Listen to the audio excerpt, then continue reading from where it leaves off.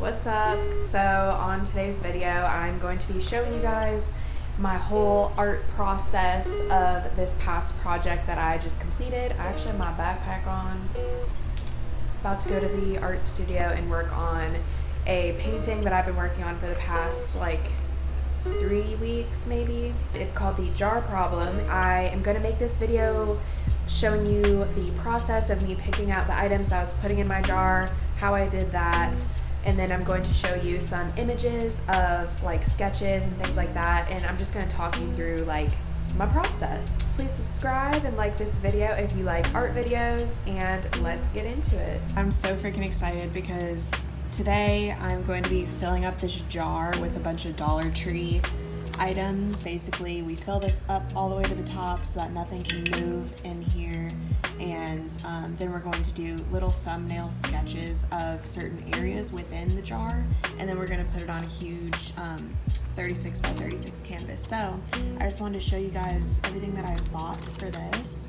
So first I bought these slinkies, and then this I may or may not use because he's gonna be like, bitch, why did you buy that? Because he said to not do sparkly things or really intricate things, but I feel like on a canvas, a really big blown up sequin would look really nice, so glue it.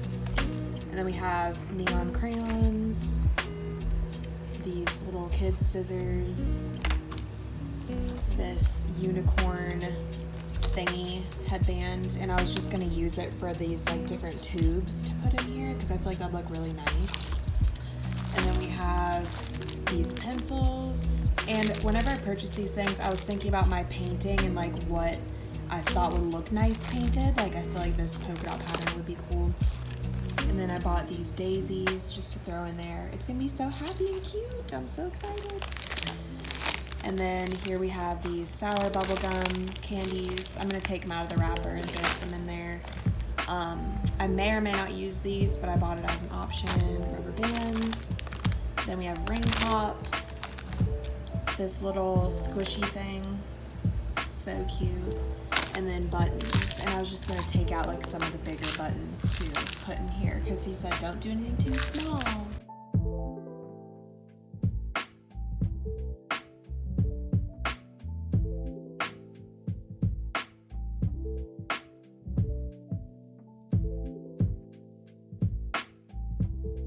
Different day, different clothes, all the goods. I'm going to walk you guys through my in-process images, and I'm going to insert them on the screen over here, and we're just gonna kind of discuss the process. The very first image on this jar painting, I worked on the tube kind of sections first, and then the rainbow and the crayon. So basically, whenever you're first starting a canvas, I like to get down the first layer, and here's an example too of my process.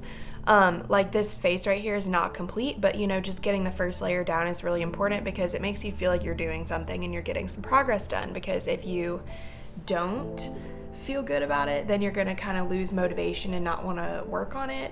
So this is just called blocking in. So on the very first draft, if you will, I was blocking in the shape of what I'm gonna do. And then the next image, I added a little bit more stuff. And the thing that I recommend if you're gonna do a painting is take a picture of it after every single painting session that you do, because whenever you do this, you mentally feel better about it and you feel like you're actually getting things done. Because sometimes, well, this is a 36 by 36 painting, so it's really large, and I've found throughout my experience working with a large canvas, this is my very first time doing one this big, normally they're just this big, but you lose motivation and you lose that passion and drive to get it done. But if you do take in progress images after every single painting session, then you can kind of step away from it. I do these in the studio, so whenever I'm home and I'm kind of stressed out about painting and I'm oh my gosh, it's not anywhere near done, and then it's really easy to compare yours to other people's and be wow, look at how much further along they are than me, and vice versa, and blah blah. So by doing this, you can just sit on your couch, sit on your bed, open your phone and go, okay, I did some stuff today. I made progress from this one to this one. See? So it's kind of like a mental thing to kind of help you keep going. My teacher keeps giving me the advice to like paint in the lights and darks as I go. And I personally am not about that life all that much. Like, I prefer to do a base layer and just get color on the canvas and then go back in with the next layer that I'm gonna do, and then do the lights and darks to kind of establish that.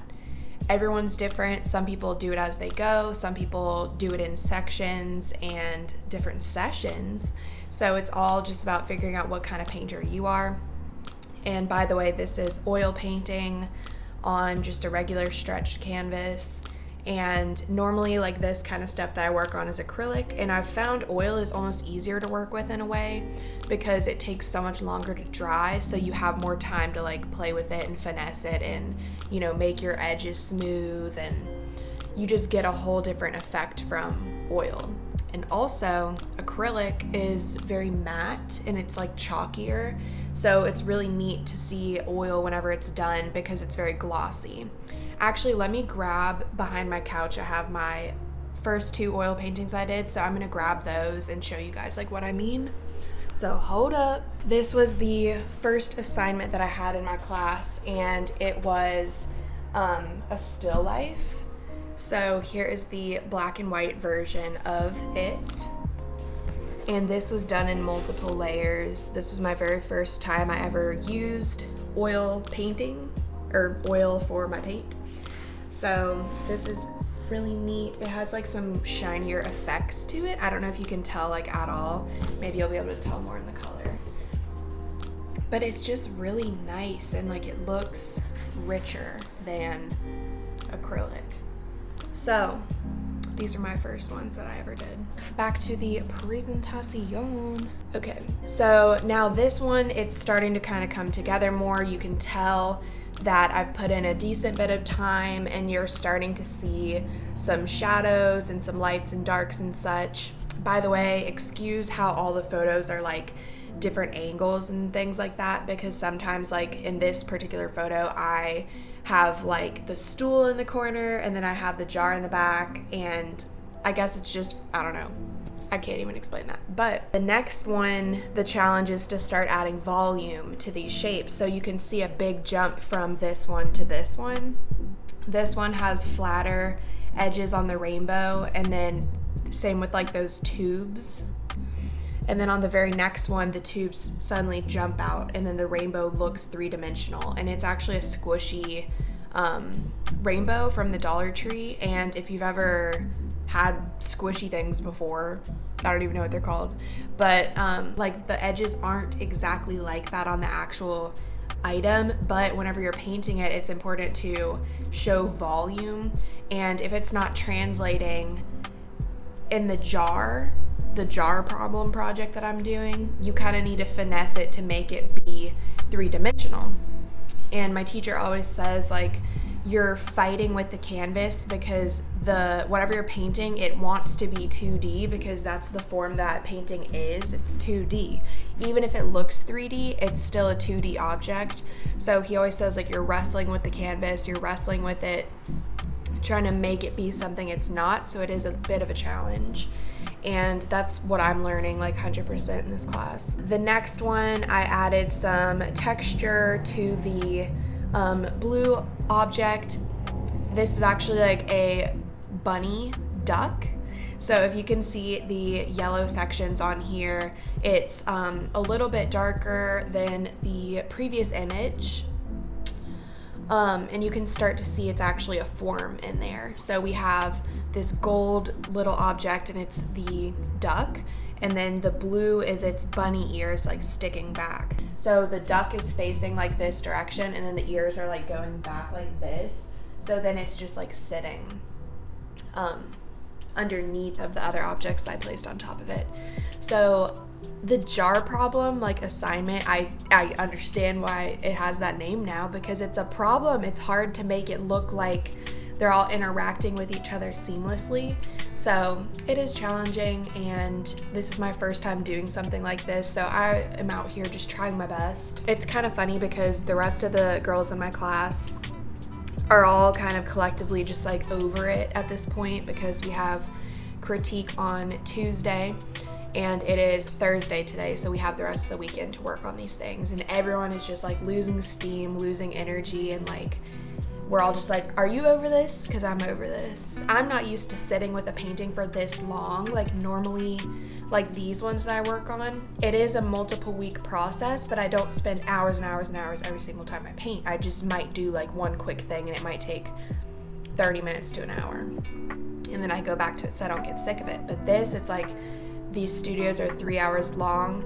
So I'm staring at it for 3 hours, 2 days a week, plus going in extra time, like 1 or 2 days a week to work on it. So I'm just like, I don't want to look at you anymore. I'm done with you. I want to throw the damn jar away, like shit. So on this painting, it has the petal color on it, and I was so excited about this. I love the way it looked. It's beautiful. And he has been teaching us about color complexity and Cezanne's skulls. So I will include a picture of that here as well for you guys. But basically, color complexity is the fact that like if someone is not into art, they might look at this and say, oh, this skull is white or this skull is XYZ color. But really, if you look at it, there's a lot of individual colors within that one color, and there's actually very little white on the skull. So I was trying to achieve color complexity here with these petals, and I was doing like a raw sienna color. I used titanium white, I used phthalo blue, and some yellow, cadmium yellow maybe, just a little bit. And then the next stage, I was like, I ruined this, it's done, it sucks, I'm over it. And then I just like started hating it because the petals, I added dimension, but now there's too much blue. And I completely lost that beautiful color, like see? Completely lost it. So now I'm like, damn, I hate it, but I have so much other stuff that I need to work on within this painting. So if I really am feeling up to it, I might go back to it at the very end and work on it again. But for now, I'm just gonna take my hands off and take a break. So the next one, see, I'm looking at this picture, I'm like, I hate that. That sucks. I hate that so much. Now we have some dimension on the cloud and it looks 3D and it has an edge on it. And the way that he was explaining it to me is like, we like to draw in boxy forms. So like, I'm really showing like it's a box, but it's really not like that. It's more smooth and detailed than that. So I'm gonna let this dry and then I might go back in and fix it. I'm just like, I don't know, like I said, we're all kind of over this at this point, but I also need to fix some of these petals and make them kind of show up more and make more sense. And then I also added some more green at the very top. That actually is supposed to be sequins. It's like a roll or a spool of like, what do you call it? Ribbon, but it's sequins, a sequin ribbon, I guess you could say. And I'm not going to try to draw on each little circle. Like if I had all the time in the world and I felt like it, I could, but I'm just not doing that. And as you can see, like between these two images, like the color shift between what it was before and now, it's like way darker and it's like a dark teal color. So I think because I'm frustrated, I'm not being as like specific as I should be, and I'm not trying to match the color exactly. I'm just kind of like slapping things down at this point, which I need to like chill out and not do, but whatever. I'm just ready for the next painting. So the last things I need to do on this also are the little pink band going over that orange object in the back. That needs to be touched up because the edges are very like scratchy looking and not smooth, because I painted that first and then the orange object. So like, you know, the edges are going to be kind of weird. So I need to go back over that. And then I'm going to, if you can see at the top of the image, there is like some very light mint circles, and those are the same sequins that are actually on that like weird teal colored thing.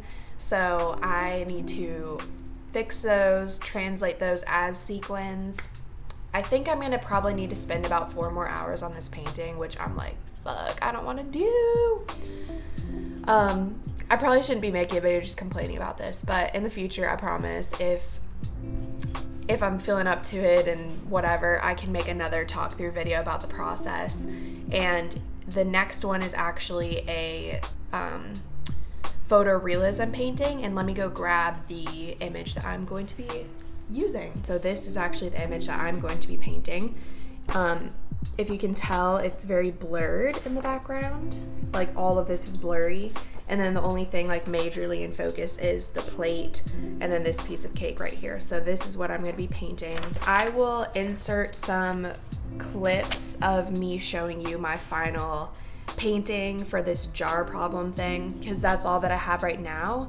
And I'm going to work on it again this weekend. So just stay tuned for the final product.